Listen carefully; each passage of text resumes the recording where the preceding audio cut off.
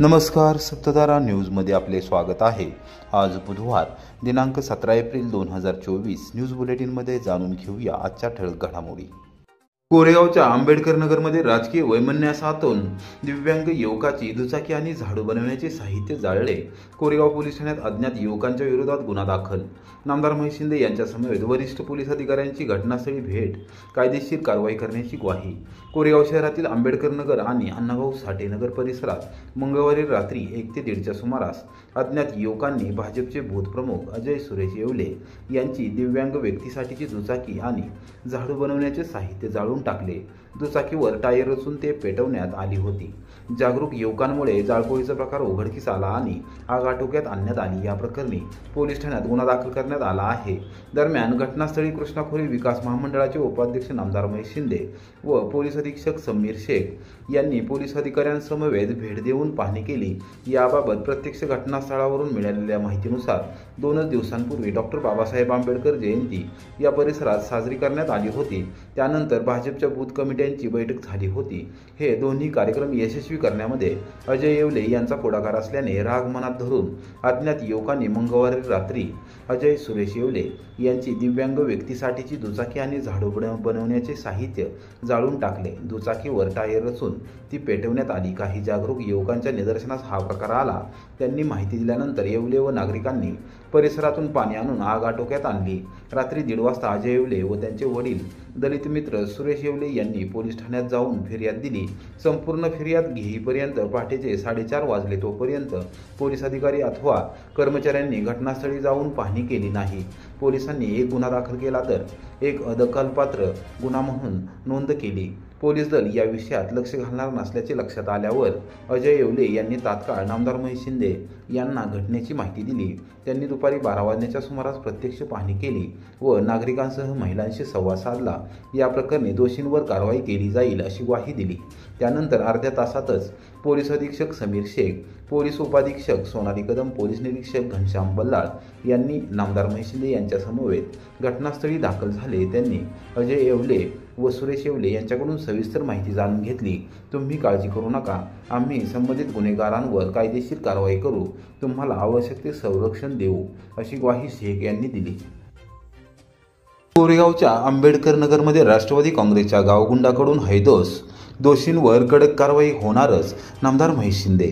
दलित चळवळीमध्ये अमूल्य योगदान देणाऱ्या दलित मित्र सुरेश येवले व त्यांचे चिरंजीव अजय येवले यांच्यावर राष्ट्रवादी काँग्रेस शरदचंद्र पवार पक्षाच्या गावगुंडाकडून भ्याड हल्ला करण्यात आला आहे।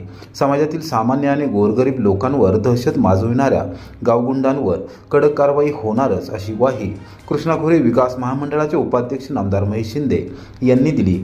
मंगळवारी रात्री 1 ते 1:30च्या सुमारास अज्ञात युवकांनी भाजपचे बूथ प्रमुख अजय सुरेश येवले यांची दिव्यांग व्यक्तीसाठीची दुचाकी आणि झाडू बनवण्याचे साहित्य जाळून टाकले आहे। या प्रकारची माहिती समजताच नामदार महेश शिंदे यांनी जिल्हा नियोजन समितीचे सदस्य राहुल प्रकाश बर्गे, कोरेगाव विकास आघाडीचे अध्यक्ष तथा प्रथम नगराध्यक्ष प्रशांत उर्फ राजाभाऊ बर्गे, पंचायत समितीचे माजी सदस्य रवींद्र बोतालजी, प्रदीप बोतालजी, गणेश येवले, जालिंदर बोतालजी, राहुल आनंदराव बर्गे, अनिकेत सूर्यवंशी, अजित विलासराव बर्गे यांच्या समवेत बुधवारी दुपारी 12च्या सुमारास घटनास्थळी जाऊन पाहणी केली। यावेळी त्यांनी परिसरातील नागरिक, महिला आणि येवले पितापुत्रांकडून वस्तुस्थिती जाणून घेतली। लोकसभा निवडणूक सुरू आहे। अजय येवले हे 2 प्रभागातील बूथ कमिटीचे प्रमुख म्हणून काम पाहतात। त्यांनी अत्यंत चांगल्या प्रकारे संघटन केले आहे। बूथ कमिटीची बैठक त्यांनी यशस्वी केली। त्यास महिलांचा आणि युवकांचा उत्स्फूर्त प्रतिसाद मिळाला। त्या रागातून गावगुंडांनी हा निंद्य प्रकार घडवला आहे। सामान्य कार्यकर्त्याला त्रास देण्याचा हा प्रकार खपवून घेतला जाणार नाही। आम्ही त्यांच्या पाठीशी आहोत। या प्रकरणातील दोषींना पोलिसांनी तात्काळ कारवाई करून अटक करावी यासाठी आम्ही वरिष्ठ पोलीस अधिकाऱ्यांशी बोलणे केले आहे। कोणत्याही परिस्थितीमध्ये या परिसरात दहशत माजवू दिली जाणार नाही। दोषींवर कारवाई होणारच असा विश्वास त्यांनी व्यक्त केला। आज आंबेडकर नगरमध्ये कोरेगावमध्ये आमच्या या ठिकाणी असणारे आमचे सहकारी मित्र यांच्यात तुम्ही पाहतायत अवस्था पाहताय, त्यांच्यात स्कूटर या ठिकाणी काही इथल्या गावगुंडांनी पेटवून दिली। त्याचं कारण एकच होतं, या ठिकाणी बूथ कमिटीची बैठक झाली।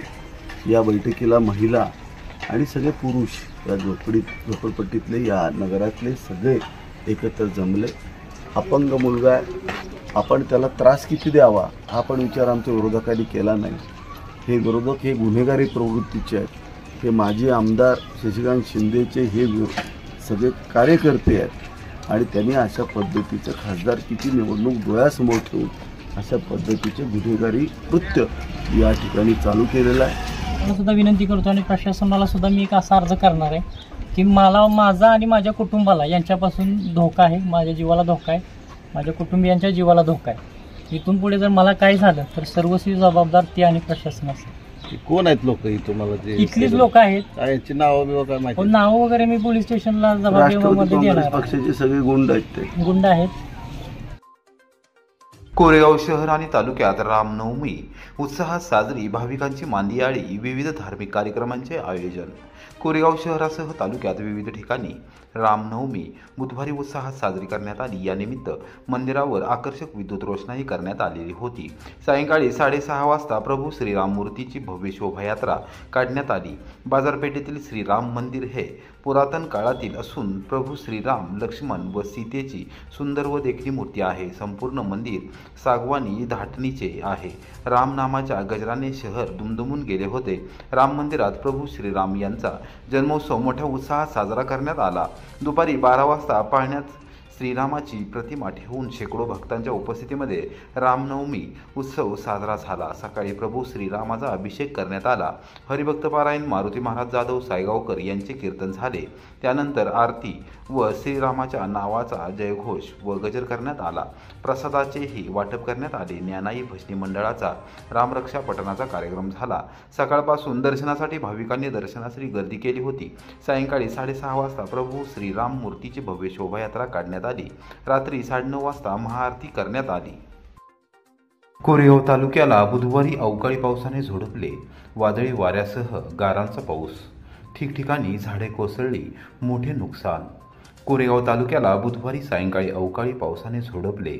वादळी वाऱ्यासह गारांचा पाऊस झाला असून ठिकठिकाणी पत्र्याचे शेड उडून गेल्याने मोठे नुकसान झाले आहे. प्रमुख रस्त्यांवर झाडे कोसळली असून वाहतूक काही काळ विस्कळीत झाली होती. वीज वाहिन्यांवर फांद्या पडल्याने वीज पुरवठा खंडित झाला होता. पावसामुळे वातावरणात थंडावा निर्माण झाला आहे. कोरेगाव तालुक्यात बुधवारी सकाळपासून ढगाळ वातावरण होते. तालुक्याच्या उत्तर आणि दक्षिण भागात देखील ढगाचे सावट पसरले होते. 4:30 वाजण्याच्या सुमारास वादळी वाऱ्यासह गारांचा पाऊस झाला. उकाड्याने हैराण झालेल्या कोरेगाव तालुक्यात पावसाने हजेरी लावल्याने नागरिकांनी समाधान व्यक्त केले. शेतकऱ्यांसाठी मात्र हा पाऊस डोकेदुखी ठरला. खंडाळा जयसिंगपूर राज्य मार्गावर कोदवडे आणि सातारा रोड नजीक रस्त्यावर झाडे कोसळली. कोरेगाव शहरात देखील सातारा जकात नाक्यावर आणि सुभाषनगर परिसरात झाडे कोसळली. त्यामुळे काही काळ वाहतूक विस्कळीत झाली होती. तर वीज वाहिन्या तुटल्याने वीज पुरवठा खंडित झाला होता. एकंबे रस्त्यावरील बागलकोट परिसरात पत्र्याचे शेड कोसळल्याने सुमारे 5 लाख रुपयांचे नुकसान झाले. शिरंबे येथे वैरणीच्या गंजीवर ठेवलेले पत्रे वाऱ्याने उडून गेले. त्यातही मोठे नुकसान झाले.